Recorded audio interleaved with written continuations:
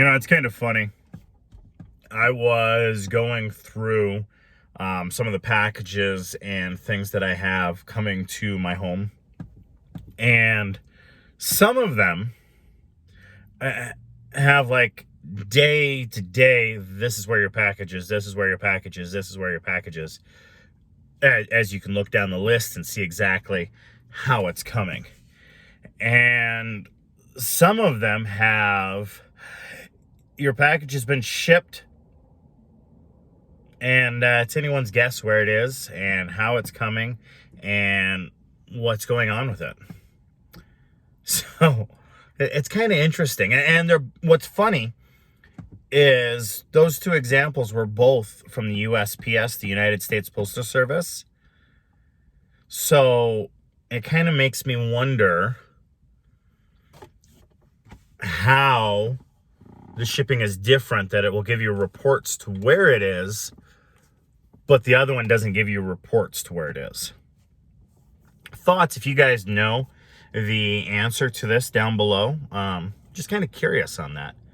Anyway, we today are on Tom Swift and his submarine boat.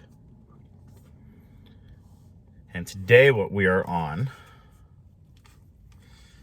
is we are on Chapter XI, or Chapter 11. And this one is called On the Ocean Bed. If you remember, we had some foreshadowing about some rough weather coming up. Or I should say a terrible experience, if I may be permitted to say so, as Captain Weston would say. Let's go ahead here and jump right into this chapter. Hopefully you guys are able to like, share, and subscribe. And let's get started. Lower and lower sank the submarine. There was a swirling and foaming of the water as she went down, caused by the air bubbles which the craft carried in her descent. Only the top of the conning tower was out of the water now, the ocean having closed over the deck and the rounded back of the boat. Had anyone been watching, they would have imagined that an accident was taking place. In the pilot house, with its thick glass window, Tom and his father and Captain Weston looked over the surface of the ocean, which every minute was coming nearer and nearer to them.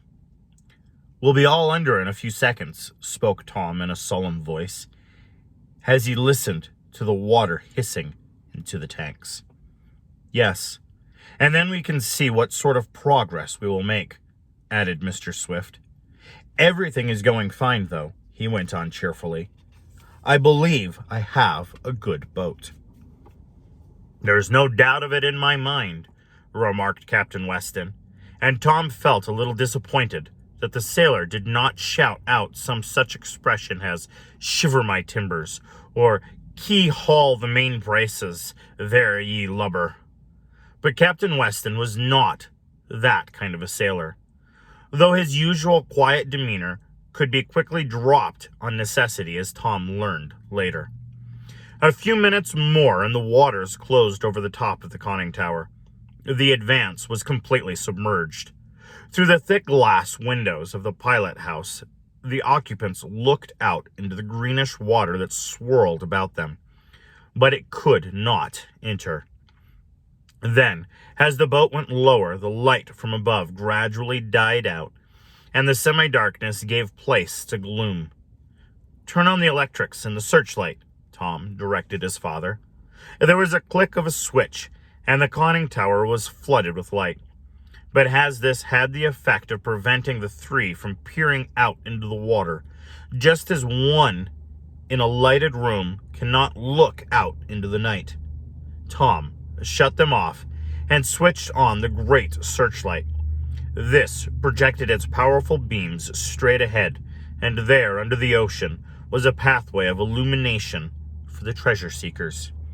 "Fine!" cried Captain Weston, with more enthusiasm than he had yet manifested. "That's great, if you don't mind me mentioning. How deep are we?" Tom glanced at a gauge on the side of the pilot tower. "Only about 6 feet," he answered. "Then don't go any deeper," cried the captain hastily. I know these waters around here, and that's about all the depth you've got. You'll be on the bottom in a minute." "I intend to get on the bottom after a while," said Mr. Swift, "but not here. I want to try for a greater distance under water before I come to rest on the ocean's bed. But I think we are deep enough for the test.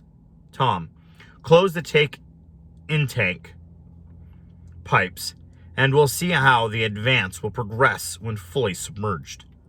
The hissing stopped, and then, wishing to see how the motors and other machinery would work, the aged inventor and his son, accompanied by Captain Weston, descended from the conning tower by means of an inner stairway to the interior of the ship. The submarine could be steered and managed from below or above. She was now floating about 6 feet below the surface of the bay. "Well, how do you like it?" asked Tom of Mr. Damien, as he saw his friend in an easy chair in the living room or main cabin of the craft, looking out of one of the plate glass windows on the side. "Bless my spectacles! It's the most wonderful thing I ever dreamed of," cried the queer character, as he peered at the mass of water before him. "To think that I'm away down under the surface and yet as dry as a bone. Bless my necktie, but it's great. What are we going to do now?" "Go forward," replied the young inventor. "Perhaps I had better make an observation," suggested Captain Weston, taking his telescope from under his arm, where he had carried it since entering the craft, and opening it.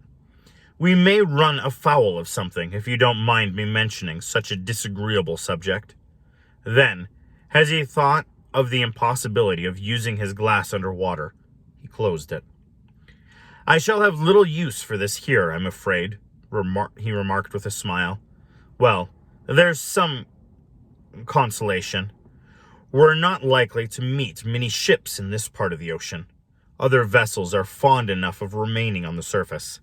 I fancy we shall have the depths to ourselves, unless we meet a government submarine, and they are hardly able to go as deep as we can. No, I guess we won't run into anything, and I can put this glass away." "Unless we run into Berg and his crowd," suggested Tom in a low voice. "Ha, ha!" laughed Captain Weston, for he did not want Mr. Swift to worry over the unscrupulous agent. "No, I don't believe we'll meet them, Tom. I guess Berg is trying to work out the longitude and latitude I gave him. I wish I could see his face when he realizes that he's been deceived by that fake map."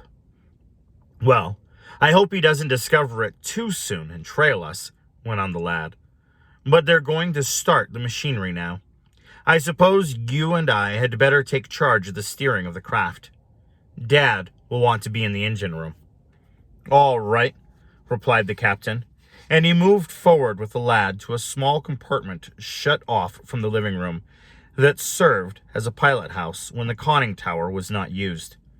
The same levers, wheels, and valves were there as above, and the submarine could be managed as well from there as from the other place. "Is everything all right?" asked Mr. Swift as he went into the engine room, where Garrett Jackson and Mr. Sharp were busy with oil cans. "Everything," replied the balloonist. "Are you going to start now?" "Yes. We're deep enough for a speed trial.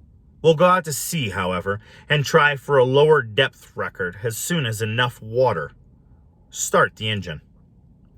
A moment later, the powerful electric currents were flowing into the forward and aft plates, and the Advance began to gather way, forging through the water. "Straight ahead, out to sea, Tom," called his father to him. "Aye, aye, sir," responded the youth. "Ha! Quite seaman-like, if you don't mind a reference to it," commented Captain Weston with a smile. "Mind your helm, boy, for you don't want to poke your nose into a mudbank or run up on a shawl." "Suppose you steer?" suggested the lad. "I'd rather take lessons for a while." "All right. Perhaps it will be safer. I know these waters from the top, though I can't say as much for the bottom. However, I know where the shoals are." The powerful searchlight was turned so as to send its beam along the path which the submarine was to follow. And then, as she gathered speed, she shot ahead, gliding through the waters like a fish. Mr. Damien divided his time between the forward pilot room, the living apartment, and the place where Mr. Swift, Garrett Jackson, and Mr. Sharp were working over the engines. Every few minutes, he would bless some part of himself, his clothing, or the ship. Finally, the old man settled down to look through the plate glass windows in the main apartment. On and on went the submarine. She behaved perfectly and was under excellent control. Sometimes Tom, at the request of his father, would send her toward the surface by means of the deflecting rudder. Then she would dive to the bottom again. Once, as a test, she was sent obliquely to the surface, her tower just emerging, and then she darted downward again, like a porpoise that had come up to roll over, and suddenly concluded to seek the depths. In fact, had anyone seen the maneuver, they would have imagined the craft as a big fish disporting itself. Captain Weston remained at Tom's side, giving him instructions and watching the compass in order to direct the steering so as to avoid collisions. For an hour or more, the craft was sent almost straight ahead at medium speed. Then, Mr. Swift, joining his son and the captain, remarked, "How about depth of water here, Captain Weston?" You've got more than a mile." "Good. Then I'm going down to the bottom of the sea. Tom, fill the tanks still more." "Aye, aye, sir," answered the lad gaily. "Now for the new experience." "And use the deflecting rudder also," advised his father. "That will hasten matters." 5 minutes later, there was a slight jar noticeable.